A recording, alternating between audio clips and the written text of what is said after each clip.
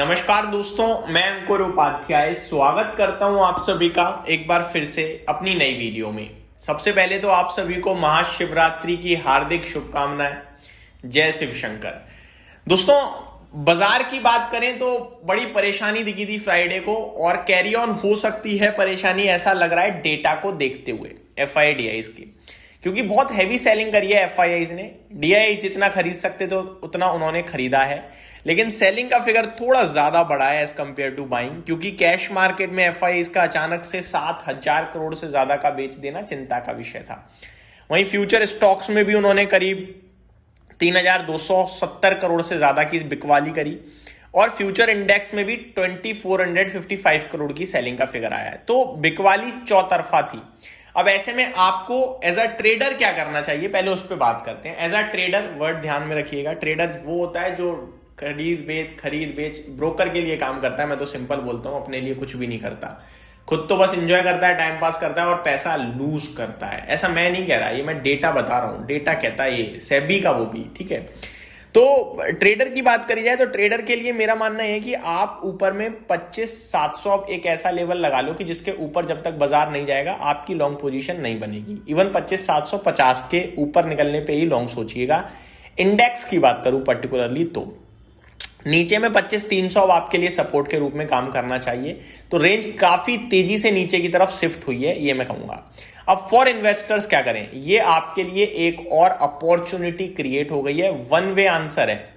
जो बजट से या बजट से पहले या बजट वाले दिन मिस कर गए थे, क्योंकि 2 फेब से तो तेजी बन गई थी, बड़ी वाली ट्रेड डील आ गई थी, तो उन्हें लगा कि यार सब छूट गया। तो जिनसे छूट गया था ना, उन्हें एक बार फिर अपॉर्चुनिटी मिल रही है क्वालिटी स्टॉक्स जो डिप्स में आप खरीद सकते हो। मैंने कल आप सभी के साथ कुछ पोर्टफोलियो पिक्स भी डिस्कस करी थी अपने ओपिनियन से, अपना व्यू जो है, मेरा व्यू जो है उसके हिसाब से। आज भी मैं आप सभी के साथ अच्छे अच्छे स्टॉक्स को डिस्कस करूंगा, ठीक है। तो निफ्टी और इन्वेस्टर्स और ट्रेडर्स के लिए मैंने आपके साथ व्यू शेयर कर दिया। अब थोड़ा सा चलते हैं स्टॉक स्पेसिफिक। सबसे पहले मैं आप सभी के साथ ब्रॉडर मार्केट की बात करना चाहूंगा। एआई का जो डर है, जो फियर है, उसने बाजार को क्रैक किया कि एआई आएगा, कंपनियों का धंधा खा जाएगा, स्पेशली आईटी कंपनियां। काफी परेशानी भी दिखी, लेकिन अगर आप देखें, नोटिस करें कल की कैंडल यानी फ्राइडे की, तो हर एक आईटी कंपनी में ज्यादातर बुलिश कैंडल है।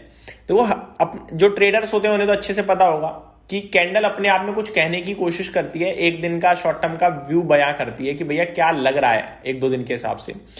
इन्वेस्टमेंट के लिहाज से तो मैं ज्यादा ध्यान ही नहीं देता कैंडल वैंडल पे, लेकिन अगर आप ट्रेडर हो तो आप ध्यान दे सकते हो।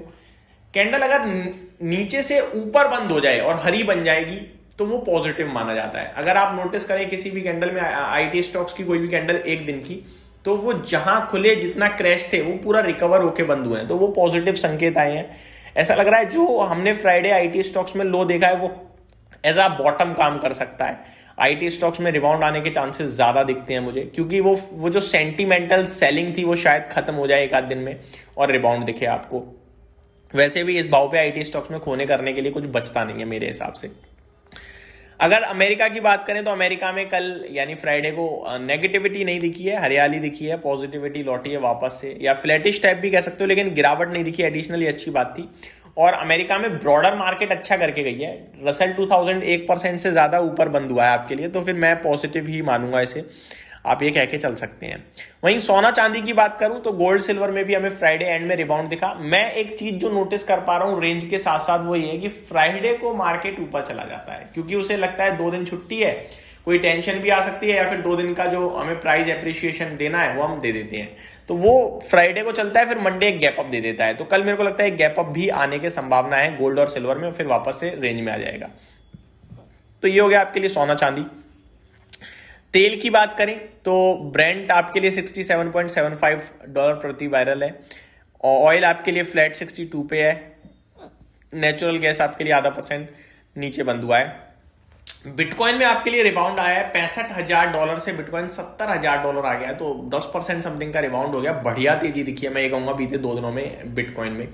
वहीं एथेरियम की बात करें $2,076 पे, सोलाना $89 पे पहुंचता हुआ दिख रहा है। तो रिबाउंड क्रिप्टो करेंसी में काफी स्ट्रॉन्ग दिख रहा है, और नॉर्मली हमने नोटिस करा है जब क्रिप्टो में रिबाउंड आता है तो गोल्ड सिल्वर के मार्केट में भी हमें तेजी दिखती है आजकल, ये रिलेशन में चल रही है, तो ये मेरे को पॉजिटिव लग रही है। अब बात करें स्टॉक स्पेसिफिक, तो एक्शन भरपूर होगा, रिजल्ट सीजन समाप्त हो गया है, लेकिन जहां जहां नंबर्स आए हैं वो आपके लिए स्टॉक रिएक्ट करेंगे अपने रिजल्ट्स पे, और नॉर्मली स्टॉक स्पेसिफिक एक्शन चल ही रहा है। एक बार मैं आप सभी के साथ कुछ स्टॉक्स के नाम शेयर करना चाहूंगा जिनके नंबर्स आए हैं।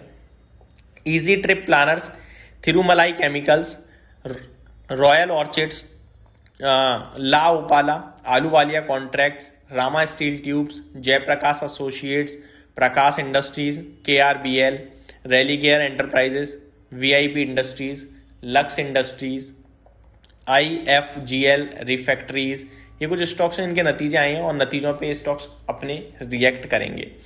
कुछ और स्टॉक्स की बात करें दोस्तों, जैसे कि डिविडेंड, बोनस, स्प्लिट, तो कल 16 फेब को Apollo Hospital, Torrent Power, Escorts Kubota, IRB Infra, IIFL Capital Services, Kirloskar Ferrous, Aarti Pharma, IRB InvIT, NDR InvIT, Kewal Kiran clothing, Uniparts India, ये कुछ स्टॉक्स हैं जो कल एक्स डिविडेंड ट्रेड करेंगे। बाकी लिस्ट बड़ी लंबी है एक्स डिविडेंड वाले स्टॉक्स की, पूरे वीक चलते रहेंगे आपके लिए, तो इन पे भी ध्यान देना है।